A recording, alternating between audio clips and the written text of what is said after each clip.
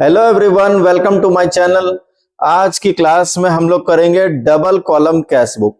इससे पहले की क्लास में हम लोग single column cash book complete कर चुके हैं, जिसका वीडियो आप लोग चैनल के प्लेलिस्ट में देख सकते हैं। ठीक है, तो आज की क्लास में हम लोग डबल कॉलम कैश बुक को सीखेंगे। उसमें हम लोग देखेंगे कि प्रैक्टिकल क्वेश्चन को एक प्रैक्टिकल क्वेश्चन भी बनाएंगे और हम लोग देखेंगे कि डबल कॉलम कैश बुक को कैसे बनाया जाता है। डबल कॉलम कैश बुक में हम लोग कैश कॉलम और बैंक कॉलम दोनों को एक साथ लेके चलते हैं, यानी कैश से रिलेटेड ट्रांजैक्शन और बैंक से रिलेटेड ट्रांजैक्शन दोनों को हम लोग डबल कॉलम कैश बुक में रिकॉर्ड करना सीखेंगे। और साथ में हम लोग कॉन्ट्रा एंट्री क्या होता है उसके बारे में भी सीखेंगे, क्योंकि अक्सर स्टूडेंट लोग कॉन्ट्रा एंट्री को लेके काफी कंफ्यूज रहते हैं। तो आज की क्लास में आप कॉन्ट्रा एंट्री से रिलेटेड जो भी डाउट्स हैं वो भी आपके दूर हो जाएंगे। ठीक है, तो बिना देर किए चलिए जल्दी से स्टार्ट करते हैं और हम लोग देखते हैं कि डबल कॉलम कैश बुक कैसे बनाया जाता है। ये एक क्वेश्चन है जिसको आज हम लोग बनाएंगे। ये डबल कॉलम कैश बुक का एक क्वेश्चन है जिसको अभी हम लोग सॉल्व करेंगे। ठीक है, इसके बाद ये है डबल कॉलम कैश बुक का format. Double column cash book का ये फॉर्मेट है, जिसमें सबसे पहले हम लोग लिखेंगे एक साइड में date, particular, ledger folio, LF, cash column, bank column, और क्रेडिट साइड में भी date, particular, LF, cash column, bank column. ठीक है, एक बार फिर से मैं आपको रूल्स याद दिला देता हूं। कोई भी अगर कैश बिजनेस में आएगा तो हम लोग इस डेबिट साइड को हम लोग रिसिप्ट साइड भी बोलते हैं, तो हम लोग उसको डेबिट साइड में लिखेंगे। और अगर कैश बिजनेस से जाएगा, ठीक है, तो हम लोग उसको पेमेंट साइड यानी कि क्रेडिट साइड में रिकॉर्ड करेंगे। यानी कि पैसा आएगा तो डेबिट साइड में, जाएगा तो क्रेडिट साइड में हम लोग रिकॉर्ड करेंगे। ठीक है, और किसी भी क्रेडिट ट्रांजेक्शन को कैश बुक में हम लोग रिकॉर्ड नहीं करेंगे। डिस्काउंट को हम लोग कैश बुक में रिकॉर्ड नहीं करेंगे। ठीक है, तो चलिए जल्दी से हम लोग इस क्वेश्चन को बनाते हैं। ये है हमारा क्वेश्चन।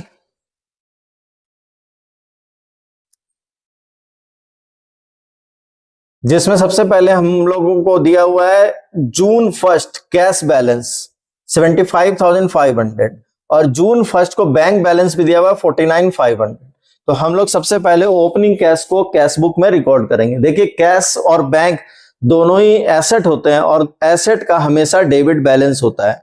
ठीक है, तो कैश और बैंक दोनों का डेबिट बैलेंस दिया हुआ है, बैलेंस दिया हुआ है, यानी कि ये डेबिट बैलेंस है। बैंक का कभी कभी ओवरड्राफ्ट दिया रहता है तो वो क्रेडिट बैलेंस होता है, लेकिन ये ओवरड्राफ्ट नहीं है, सिंपल बैलेंस है, नॉर्मल बैलेंस है, यानी फेवरेबल बैलेंस है। तो ये दोनों को हम लोग डेबिट साइड में रिकॉर्ड करेंगे। यानी कि हम लोग जून 1 यहां पर लिखेंगे, जून 1 टू बैलेंस बीडी, यानी ओपनिंग बैलेंस को हम लोग डेबिट साइड में लिख लेंगे। टू बैलेंस ब्रॉट डाउन बोल के इसका बैलेंस था 75,500 और 49,500। 75,500, 49,500। ठीक है, अब इसके बाद नेक्स्ट ट्रांजेक्शन में चलते हैं। जून 3 सोल्ड गुड्स फॉर कैश 15,000 का गुड्स हम लोग कैश में सेल कर रहे हैं, तो हम लोग इसको कैश कॉलम में रिकॉर्ड करेंगे। पैसा बिजनेस में आ रहा है तो हम लोग डेबिट साइड में रिकॉर्ड करेंगे। सेल के कारण पैसा आ रहा है 15,000, हम लोग इसको डेबिट साइड में रिकॉर्ड करेंगे। जून 1 का ये बैलेंस था। जून 3 टू सेल्स अकाउंट अमाउंट कितना था? 15,000। कैश कॉलम में रिकॉर्ड करेंगे 15,000 को। Second transaction June 4 sold goods and received cheque. हम लोग गुड्स बेच रहे हैं और बदले में क्या ले रहे हैं? चेक ले रहे हैं। ठीक है, तो चेक ले रहे हैं तो हम लोग इसको कहां रिकॉर्ड करेंगे? बैंक कॉलम में रिकॉर्ड करेंगे। यानी sold goods and received cheque 25,000, इसको हम लोग बैंक कॉलम में रिकॉर्ड करेंगे सेल्स बोल के 25,000। June 4 to sales account, bank column में लिखेंगे 25,000। चेक से कोई भी पेमेंट लेंगे या पेमेंट करेंगे तो उसको हम लोग बैंक कॉलम में रिकॉर्ड करते हैं। Next transaction June 6 purchase goods for cash. हम लोग गुड्स खरीद रहे हैं 10,000 का कैश में, कैश बिजनेस से जाएगा, गुड्स खरीदेंगे तो पेमेंट करेंगे, कैश जाएगा तो इसको हम लोग क्रेडिट साइड में लिखेंगे। जून 6 10,000 क्रेडिट साइड में लिखेंगे। जून 6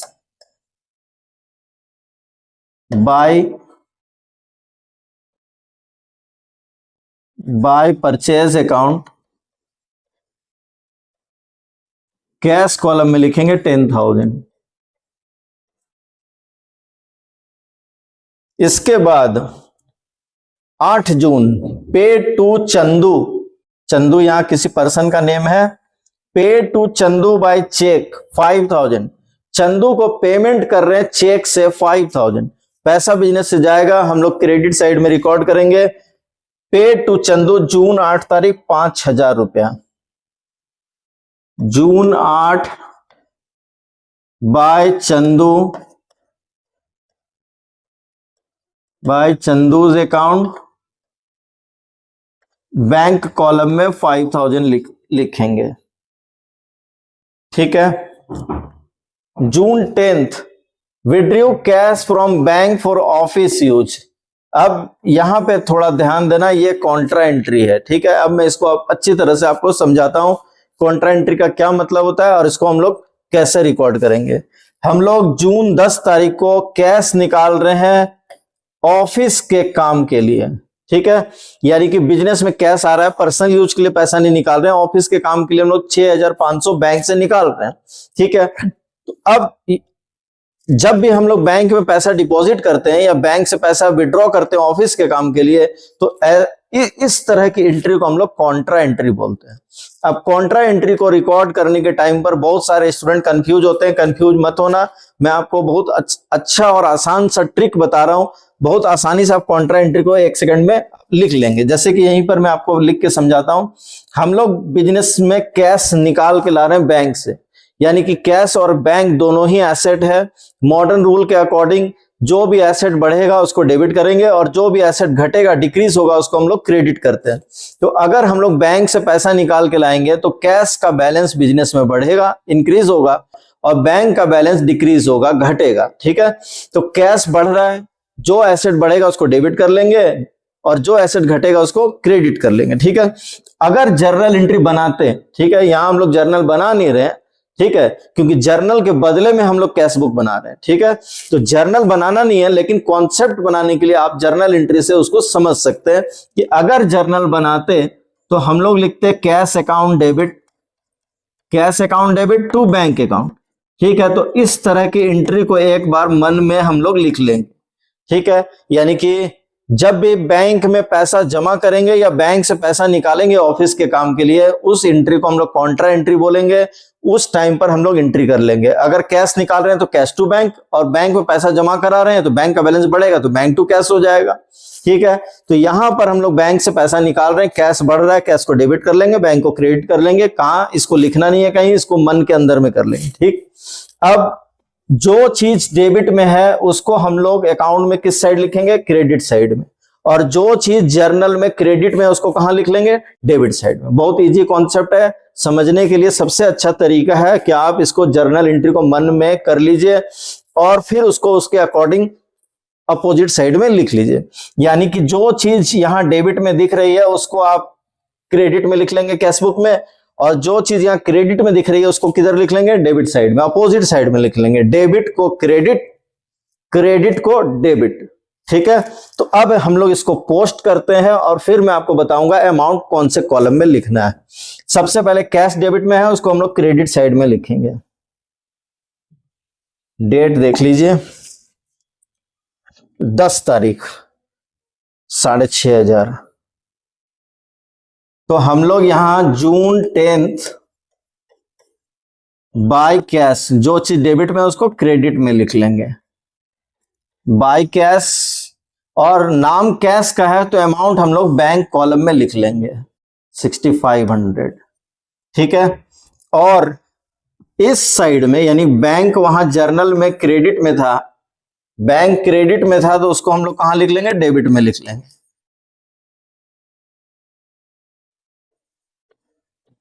टू बैंक अकाउंट। ठीक है, अब अमाउंट कौन से कॉलम में लिखेंगे, देखिए कैश का नाम है तो अमाउंट बैंक कॉलम में लिखेंगे, और बैंक का नाम है तो अमाउंट कैश कॉलम में लिखेंगे 6,500। और यहां एलएफ वाले कॉलम में हम लोग सी फॉर कॉन्ट्रा यानी सी लिखकर छोड़ देंगे। ठीक है, सी दोनों कॉलम में बोथ साइड लिख के छोड़ देंगे। ये कॉन्ट्रा एंट्री है, कॉन्ट्रा एंट्री को ही दोनों साइड में रिकॉर्ड किया जाता है।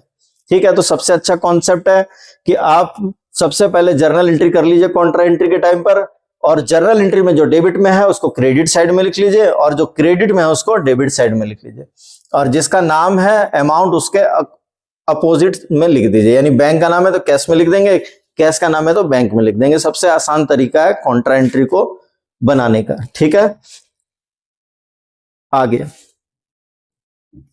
जून 12 तारीख, receive cash from Pintu. Pintu से हम लोग कैश ले रहे हैं। ठीक है, पिंटू से कैश ले रहे हैं हम लोग, कितना, जून 12 तारीख 2,500 रुपया।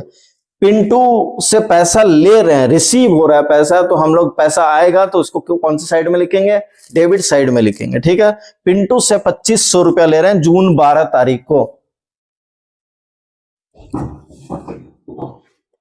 जून 12 टू पिंटूज अकाउंट। कैश ले रहे हैं 2,500 लिखेंगे। ठीक है,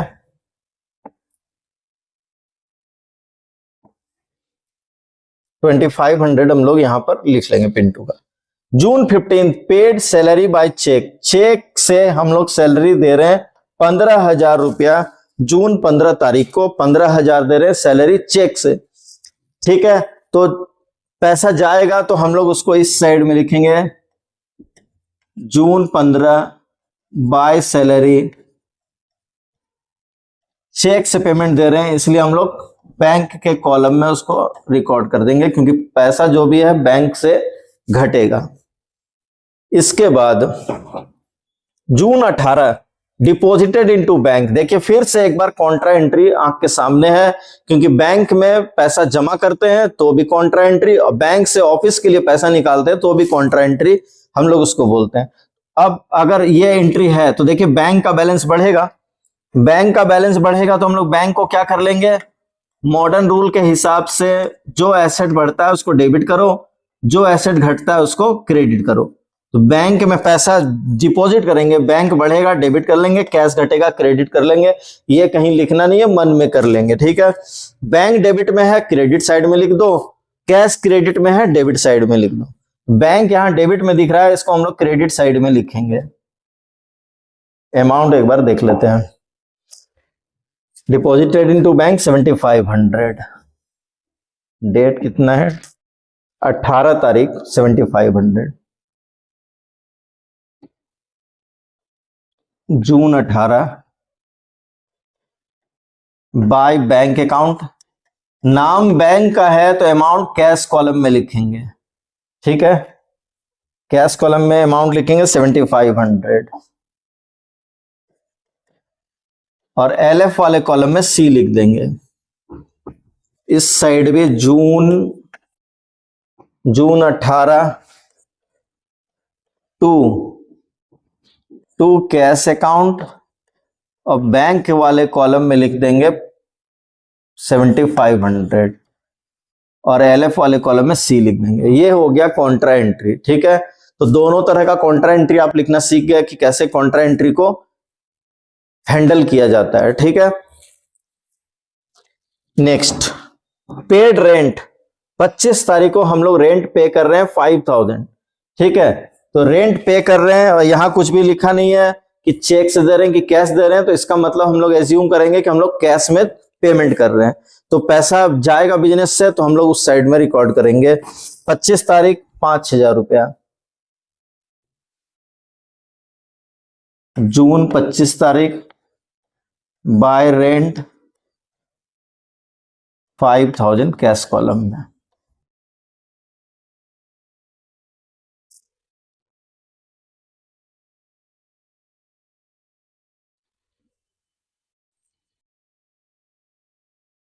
लास्ट ट्रांजेक्शन, लास्ट एंट्री है withdrew from bank for personal use, withdrew from bank for personal use 8,000, 29 जून को हम लोग पर्सनल यूज के लिए बैंक से 8,000 रुपया निकाल रहे हैं पर्सनल यूज के लिए।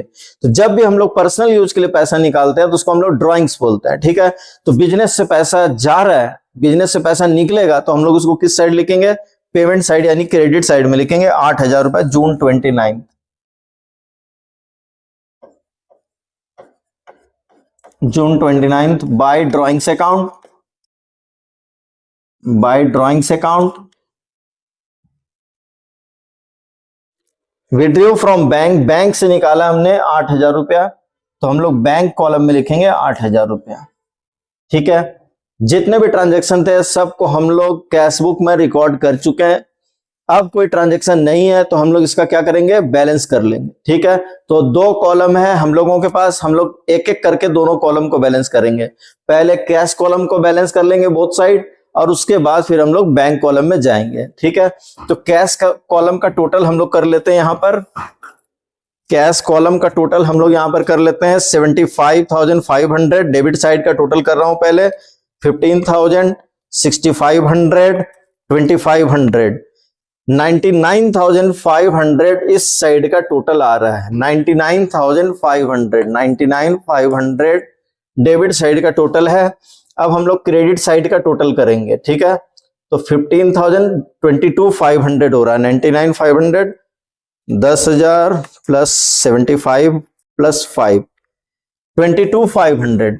डिफरेंस निकाल लेंगे, दोनों का डिफरेंस क्या होगा, क्योंकि डेबिट साइड का टोटल ज्यादा है, क्रेडिट साइड का टोटल कम है। दोनों का डिफरेंस निकाल लेंगे यानी ज्यादा वाले टोटल में से कम वाले टोटल को माइनस कर लेंगे, ठीक है। तो यहां पर हमारा कितना डिफरेंस आ रहा है देख लेते हैं। 9 में 5 लेस करो 4,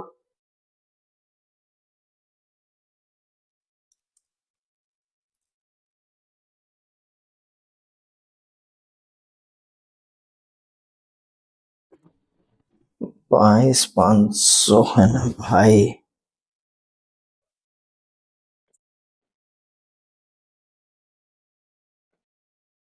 $77,000 हमारा यहां इस साइड का बैलेंस कम आ रहा है, यानी इस साइड का टोटल ज्यादा है, इस साइड का टोटल कम है। जिस साइड में बैलेंस कम होगा उस साइड में हम लोग लास्ट डेट में, यानी जून का मंथ है तो 30 तारीख को लास्ट डेट होगा, हम लोग लिखेंगे बाय बैलेंस सीडी यानी कैरिड डाउन। जो डिफरेंस वाला अमाउंट है यहां पर हम लोग लिख देंगे। अब क्या है कि कैश कॉलम का बोथ साइड इक्वल हो चुका है, जो ज्यादा वाला टोटल था वो हम लोग बोथ साइड लिख देंगे।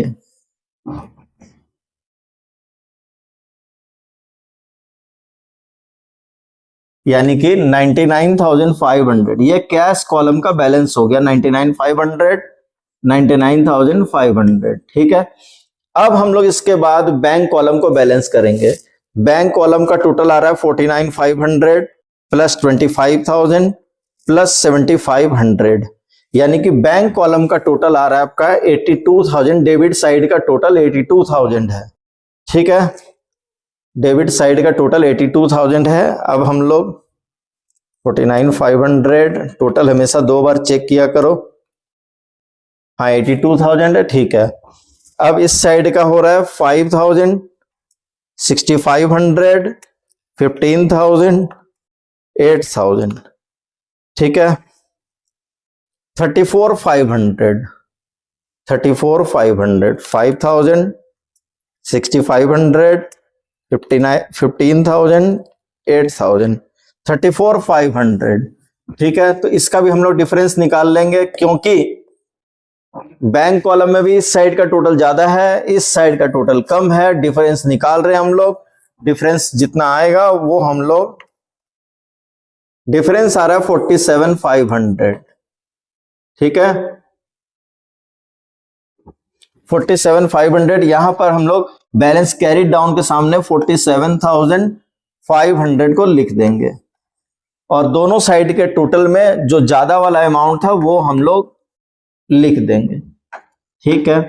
अब नेक्स्ट डे यानी कि जून 30 के बाद नेक्स्ट डे जुलाई 1 को हम लोग इस कैरिड डाउन वाले फिगर को अपोजिट साइड में ट्रांसफर कर लेंगे टू बैलेंस बीडी। उस सीडी को हम लोग नीचे इधर अपोजिट साइड में ट्रांसफर कर लेंगे। 77,000 और इसका आ रहा है 47,500। ठीक है,